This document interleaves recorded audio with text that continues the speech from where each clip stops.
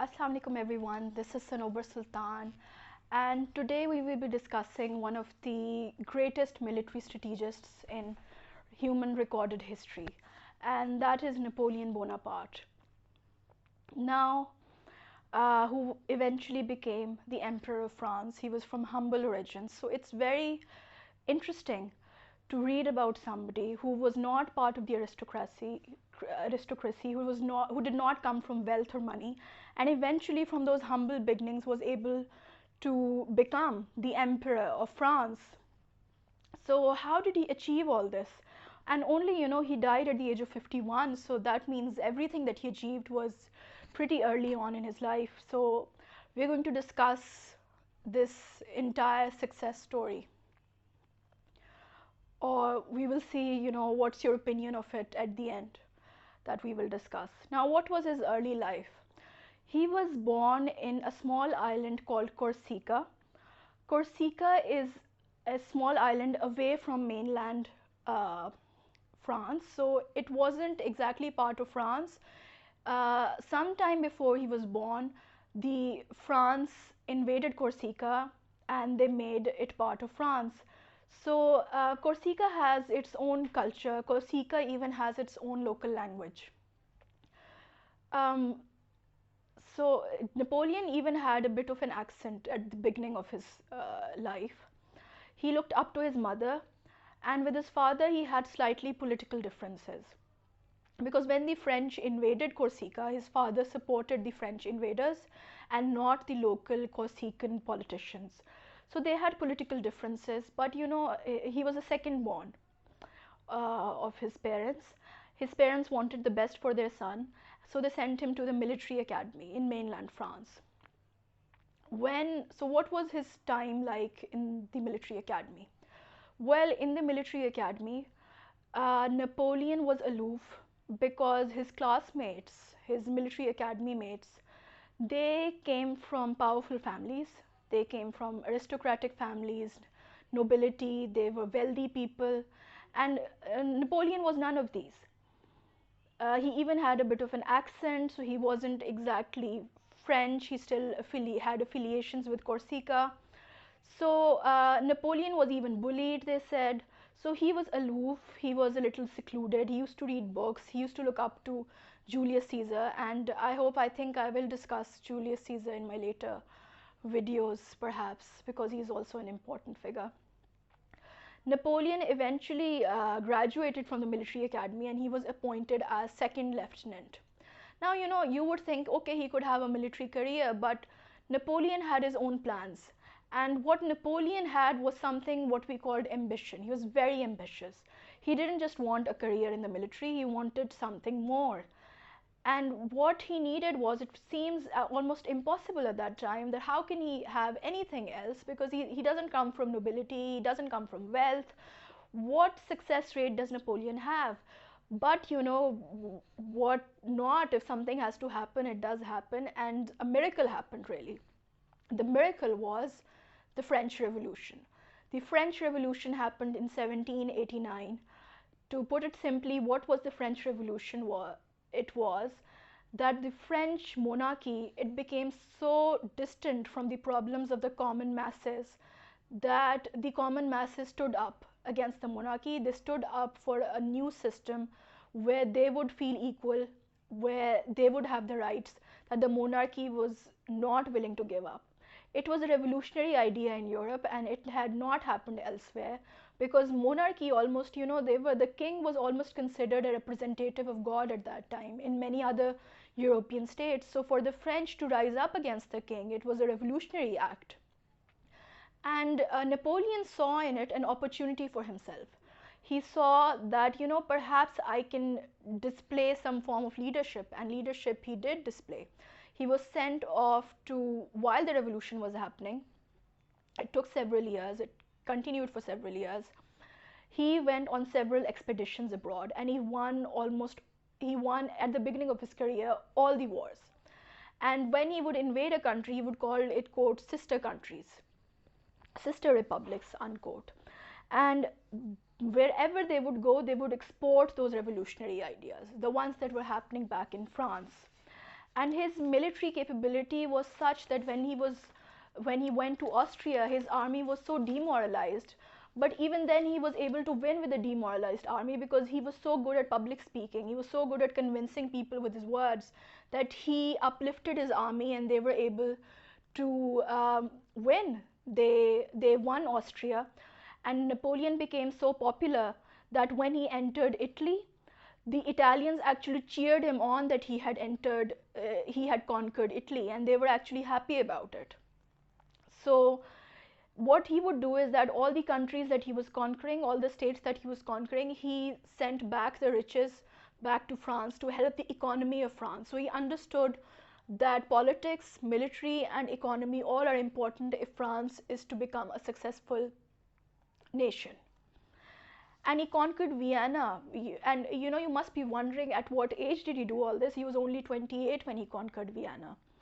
And in every country that he was conquering, he was rewriting their constitution, even for them. So you would think that how can a military general have so much power that he is rewriting the constitution of a country? But he did. That was Napoleon.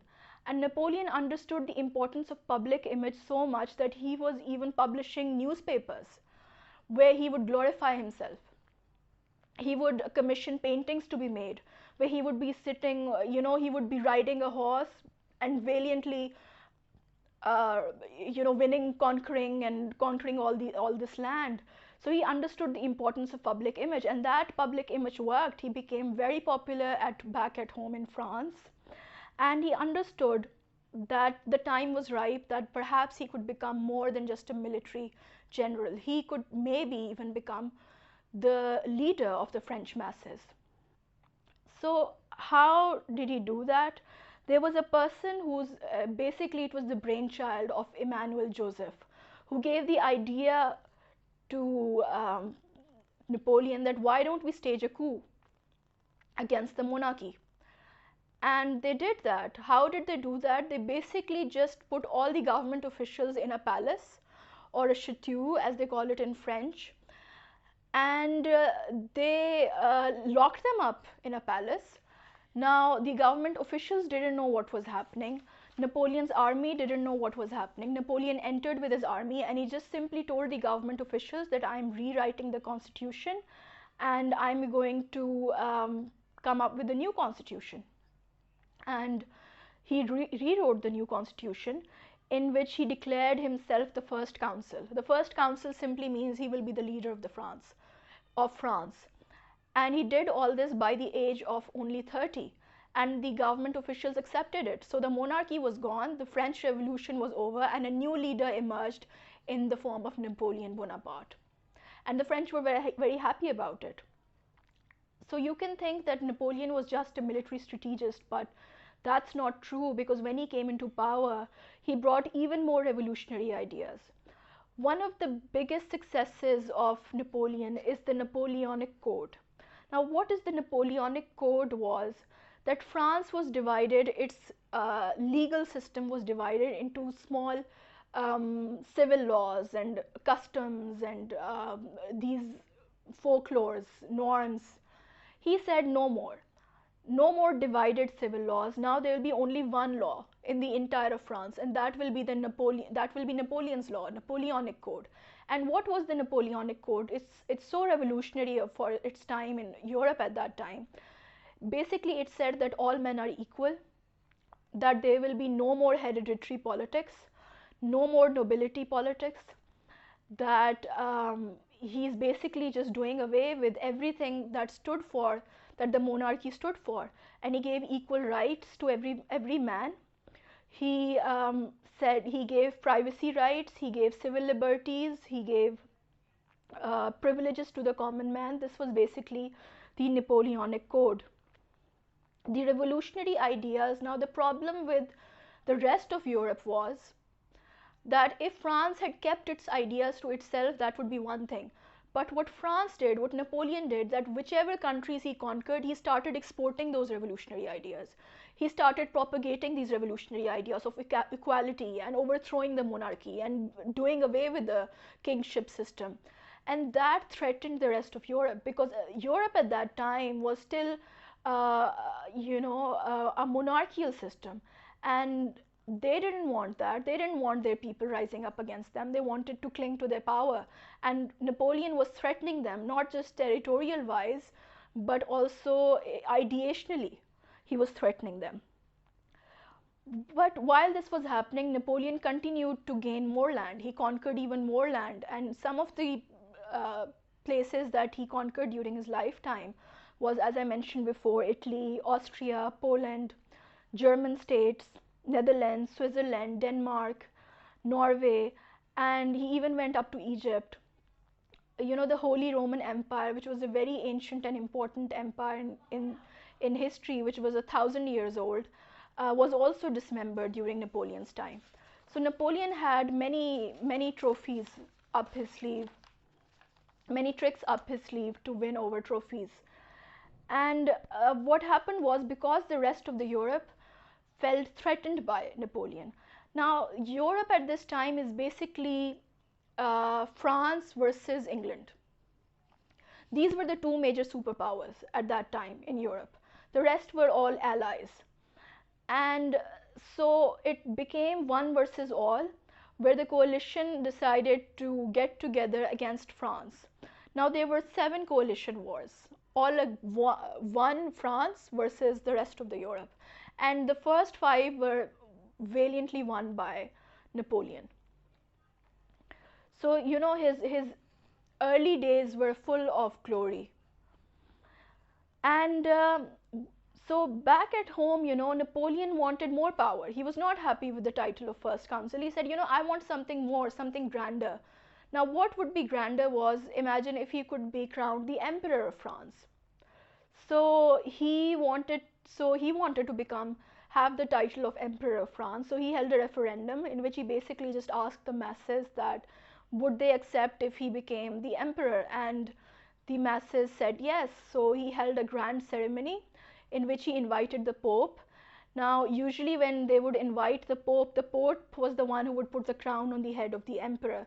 But Napoleon, being Napoleon, he just made the Pope as a guest at the ceremony, and he took the crown and he placed it on his own head, because he felt he could do anything, because he was unstoppable at that time. But eventually everything has to come down. Everything that goes up has to come down. So there were certain military weaknesses that we see towards the end of his life. One of them was the Spanish invasion. He was able to win Spain territorially, and he put there the French rule. But what happened was that the Spanish people, they stood up. They did an uprising against the French army, and they used a tactics which was new for the French army, that was guerrilla warfare. And the French were not ready for it. They didn't really understand it. So that's where we see the beginning of the end of Napoleon's power. Another weakness was when he invaded Russia. Russia was the main plus point, the bonus point for Russia is its cold weather. Anybody who has ever tried to conquer Russia during winter has been unsuccessful.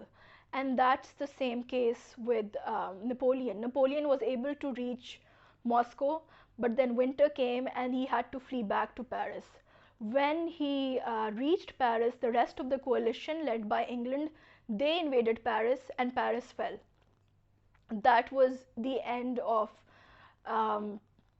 Napoleon's power, Napoleon's rule in France at that time. They punished Napoleon, the Allied powers led by England. And how did they punish him? They said, you are no longer the king. And they reinstated the king who was previously, and they forced him to go to an island called Elba, the island of Elba, where he would live for the rest of his life in exile.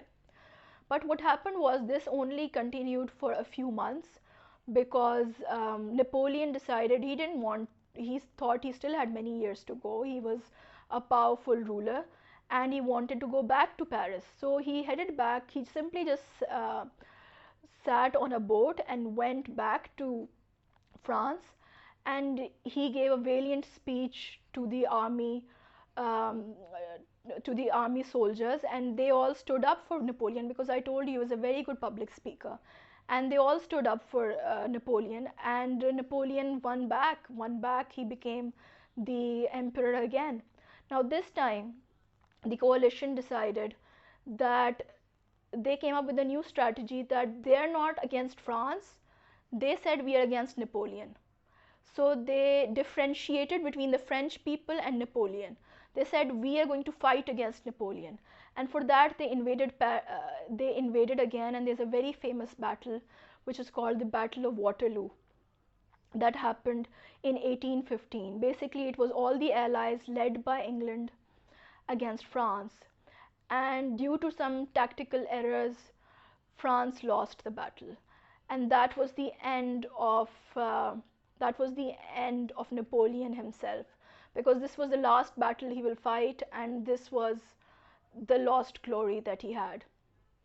He lost the battle, and they forced him to abdicate. They reinstated the king, and he was forced to go to an island called Saint Helena, where he was made to live for the rest of his life, till he died of what they call stomach cancer by the age of 51. Now, what's the takeaway? We should set aside that whatever happened towards the end of Napoleon's life, of course, it ended in he couldn't sustain the power till the age of 51, till his death. But we should do a comparative analysis of his successes and his failures. And the thing is, his successes are far more than his failures. And his success was long term, because it was not just militarily, it was ideationally. The revolutionary ideas that Napoleon had, and he exported the revolutionary ideas to the sister republics, to the rest of Europe, that eventually the monarchy system collapsed, as we know, in Europe, and democracy came. The people rose up, and equality of the masses was propagated throughout Europe. There was the birth of nationalism that happened. The French, because of their revolution, started believing in the French nationalism. So that concept of nationalism eventually spread to the rest of Europe. And you can say that Napoleon is responsible for that. Some even say that the birth of European Union can be traced back to the French Revolution. So Napoleon is a success story, because, as I explained, that in a society which was uh, full of nobility, aristocracy, money, he was able to rise from humble beginnings and become the emperor of France, and brought France to new glory. So we should not see how it ended, we should see his successes. And he is indeed considered by historians as one of the great military strategists or leaders in world recorded history. And many leaders, many current world leaders, look up to him and have looked up to him for his tact, for his ambition, for his leadership qualities, and how he exported his revolutionary ideas, his concept of image building, how I told you that he used to publish his own newspapers, commission his own paintings, and how he built his own image around it. So that is the end of the story of Napoleon. I hope you enjoyed this video, because Napoleon is a very important figure in world history. So I will take adieu now. I will bid you all goodbye, and I hope you like my video. So if you like my video, if you like what I have to say, then do watch and subscribe to my channel, Sanobar's World. I'll be coming up with more videos. I hope you will like them. So thank you very much, dear audience. I shall see you guys next week. So bye bye.